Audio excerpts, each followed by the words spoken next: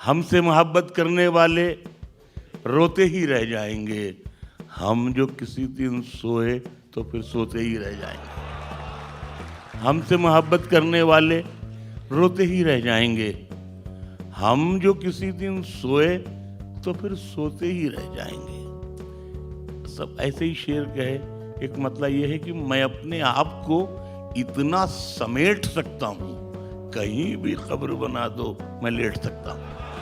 दोस्तों, आज के इस वीडियो में हम बात करने जा रहे हैं उर्दू के मशहूर शायर मुनव्वर राणा के बारे में।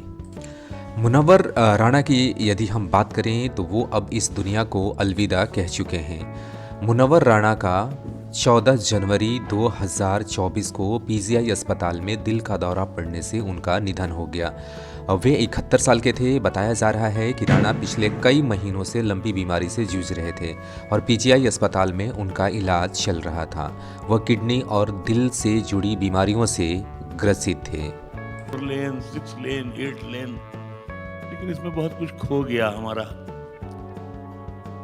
एक मतलब ये है कि मंजिल करीब आते ही एक पांव कट गया, मंजिल करीब आते ही एक पांव कट गया, चौड़ी हुई सड़क तो मेरा गांव कट गया।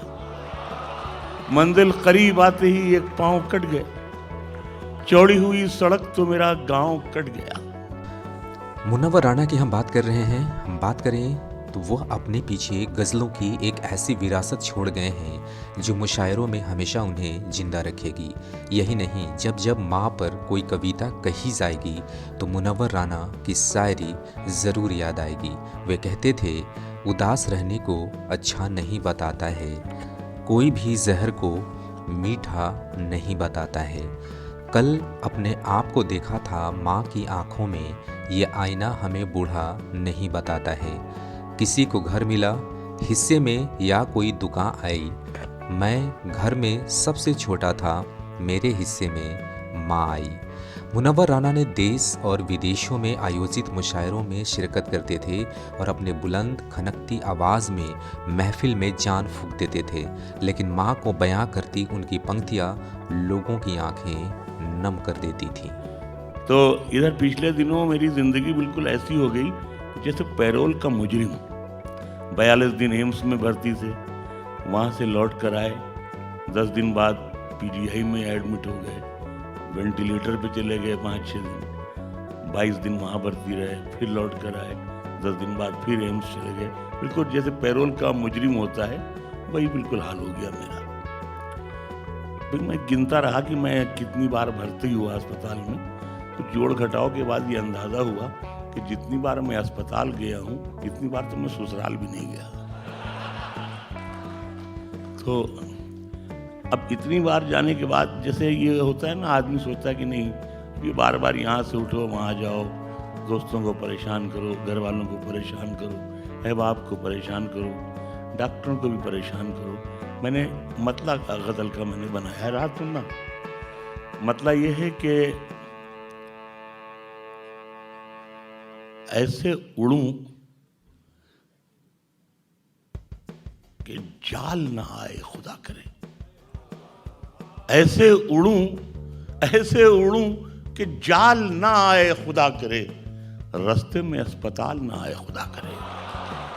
ऐसे उड़ूं कि जाल ना आए खुदा करे, रास्ते में अस्पताल ना आए खुदा करे। अब उससे दोस्ती है तो फिर दोस्ती रहे, अब उससे दोस्ती है तो फिर दोस्ती रहे। शीशे में कोई बाल ना आए खुदा करे, शीशे में कोई बाल ना आए खुदा करे।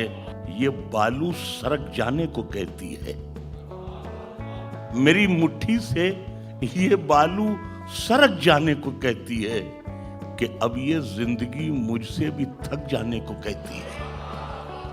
मेरी मुट्ठी से ये बालू सरक जाने को कहती है कि अब ये जिंदगी मुझसे भी थक जाने को कहती है।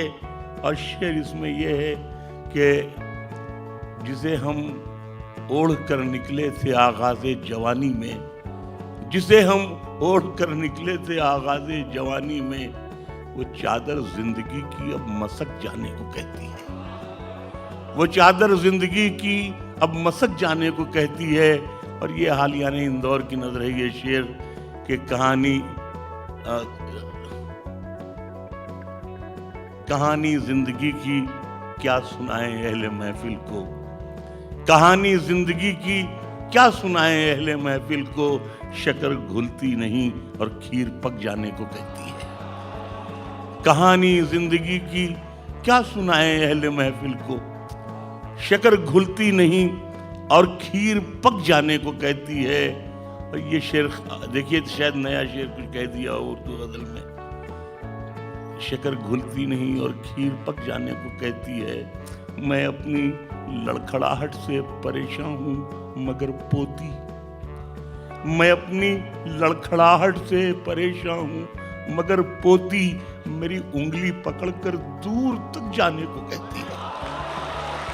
मैं अपनी लड़खड़ाहट से परेशान, मैं अपनी लड़खड़ाहट से परेशान मगर पोती मेरी उंगली पकड़कर दूर तक जाने को कहती है। मैं अपनी लड़खड़ाहट से परेशान हूं मगर पोती मेरी उंगली पकड़कर दूर तक जाने को कहती है। अब जरा हम बात करते हैं कि वो कौन से ऐसे विवादित बयान थे जिसे लेकर सुर्खियां बटोरती रहीं। कहा जाता है कि अगस्त 2020 में मुनव्वर राना ने पूर्व सीजेआई रंजन गोगोई पर अयोध्या फैसला देने के लिए कथित तौर पर खुद को बेचने का आरोप लगाया गया था। उन्होंने आगे कहा था कि यह न्याय नहीं, आदेश है। उन्होंने जिन शब्दों का प्रयोग किया था मैं यहाँ बता नहीं सकता।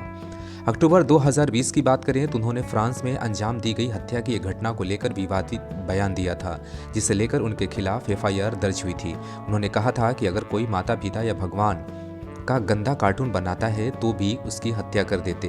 हालांकि बाद में एबीपी न्यूज़ से बात करते हुए राना इस मामले की सफाई दिया था उन्होंने, और कहा था कि वह किसी भी प्रकार की हिंसा का समर्थन नहीं करते हैं। अगस्त 2021 में मुनव्वर राना ने कहा था कि तालिबान ने अपना मुल्क आज़ाद करा लिया। एक इंटरव्यू के दौरान उन्होंने कहा था कि तालिबान को आतंकी नहीं, अग्रेसिव कहा जा सकता है। अगस्त 2021 में ही उन्होंने एक टीवी इंटरव्यू के दौरान तालिबानियों की तुलना महर्षि वाल्मीकि से कर दी थी। उनके बयान पर खूब बवाल हुआ था और वाल्मीकि समाज समेत संगठनों ने उनके खिलाफ पुलिस में शिकायत दर्ज कराई थी। अगस्त 2021 में ही मुनव्वर राना के बेटे तरवेज राना को खुद पर हमला कराने के आरोप में रायबरेली पुलिस ने गिरफ्तार किया था। हालांकि उन्हें जमानत मिल गई थी। इस गिरफ्तारी पर मुनव्वर राना ने कहा था कि उनके बेटे को रायबरेली पुलिस नहीं बल्कि यूपी पुलिस ने गिरफ्तार किया है। इसने आई शेर ये है कि मेरे लहजे की सफाकी के चर्चे आम हैं इतने, मेरे लहजे की सफाकी के चर्चे आम हैं इतने, कई दिन तक तो एक तलवार नुस्खा पूछने आई। मेरे लहजे की सफाकी के चर्चे आम हैं इतने, कई दिन तक तो एक तलवार नुस्खा पूछने आई।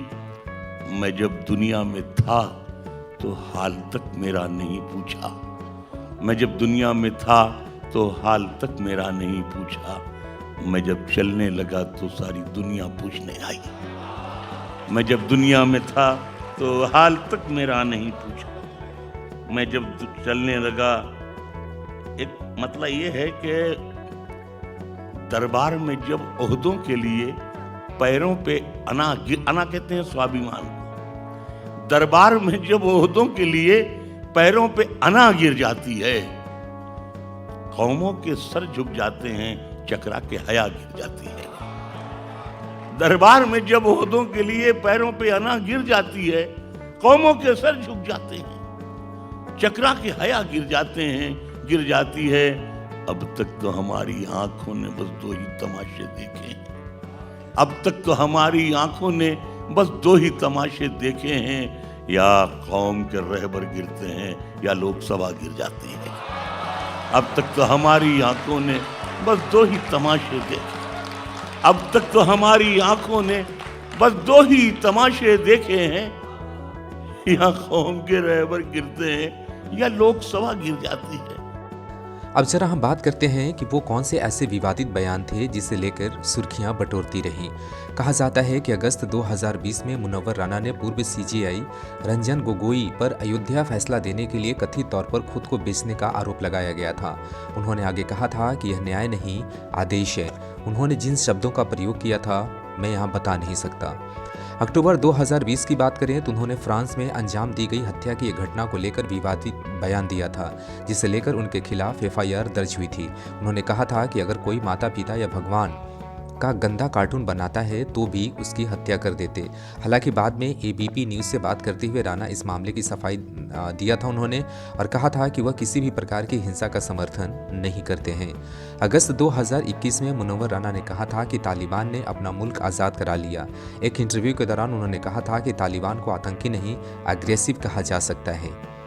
अगस्त 2021 में ही उन्होंने एक टीवी इंटरव्यू के दौरान तालिबानियों की तुलना महर्षि वाल्मीकि से कर दी थी। उनके बयान पर खूब बवाल हुआ था और वाल्मीकि समाज समेत संगठनों ने उनके खिलाफ पुलिस में शिकायत दर्ज कराई थी। अगस्त 2021 में ही मुनव्वर राना के बेटे तरवेज राना को खुद पर हमला कराने के आरोप में रायबरेली पुलिस ने गिरफ्तार किया था। हालांकि उन्हें जमानत मिल गई थी। इस गिरफ्तारी पर मुनव्वर राना ने कहा था कि उनके बेटे को रायबरेली पुलिस नहीं बल्कि यूपी पुलिस ने गिरफ्तार किया है।